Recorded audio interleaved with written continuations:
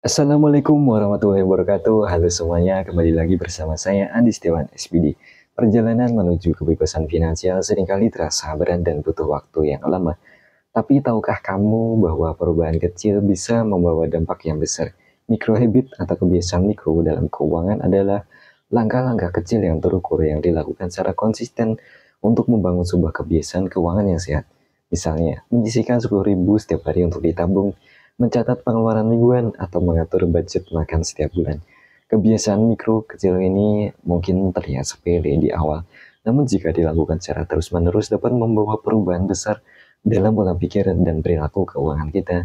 Dengan menerapkan micro habit, kita dapat mengelola keuangan dengan lebih efektif, menghindari kebiasaan boros, dan mengalokasikan dana untuk investasi dan mencapai tujuan keuangan jangka panjang.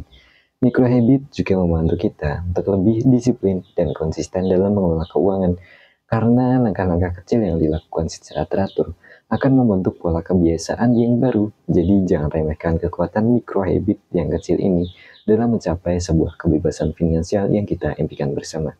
Lantas micro habit pertama yang perlu kita perhatikan adalah create more than you consume.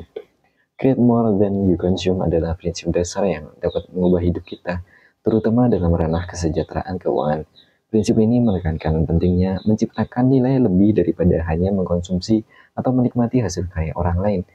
Bayangkan jika kamu menghabiskan 1 jam untuk membuat konten YouTube yang bermanfaat atau menulis buku yang menginspirasi, dibandingkan dengan 1 jam untuk sekedar scrolling TikTok atau media sosial lainnya, maka kamu telah menciptakan sesuatu yang bernilai jual. Konten YouTube tersebut sekiranya dapat menghasilkan uang dari iklan YouTube atau endorsement. Sementara buku yang kamu tulis dapat dipasarkan dan memberikan royalti yang akan memberikan penghasilan setiap bulannya untukmu.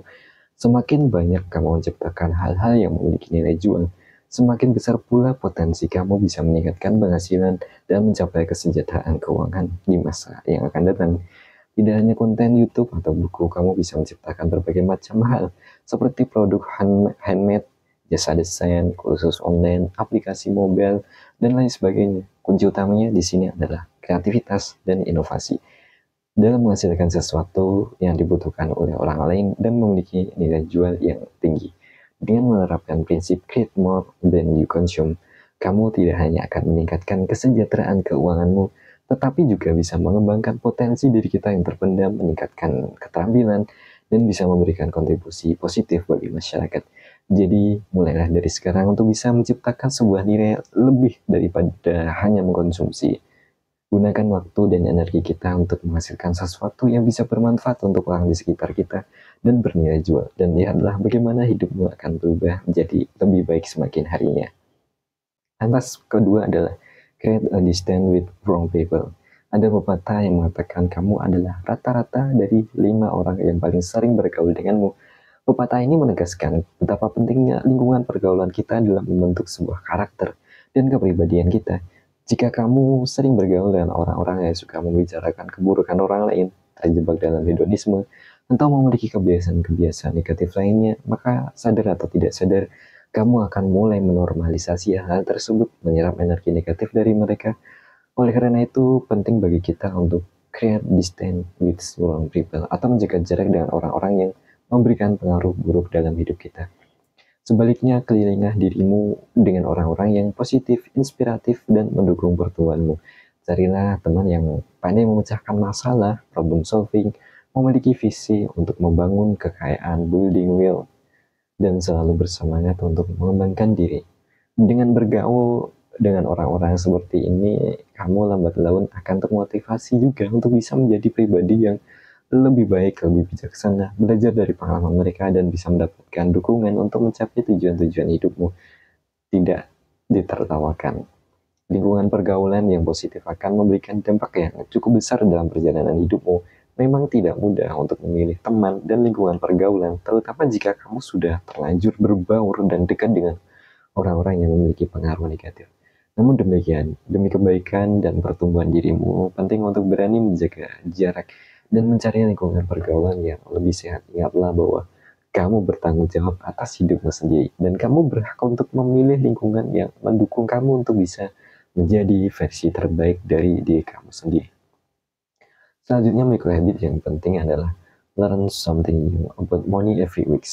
Learn something new with money weekly, atau belajar hal baru tentang uang setiap minggu adalah kebiasaan yang sangat penting untuk bisa meningkatkan literasi keuangan dan membuka pintu menuju kesejahteraan. Pengetahuan adalah kekuatan, dan dalam konteks keuangan, pengetahuan adalah kunci untuk memutus rantai kemiskinan dan mencapai sebuah kebebasan finansial. Sebagaimana kata Warren Buffett, the more you learn, the more you earn. Semakin banyak yang kamu pelajari ilmu keuangan, semakin besar pula peluang kamu untuk menghasilkan uang dan mengelola keuangan dengan bijak. Setiap minggu, luangkanlah waktu sejenak untuk mempelajari satu hal baru tentang uang.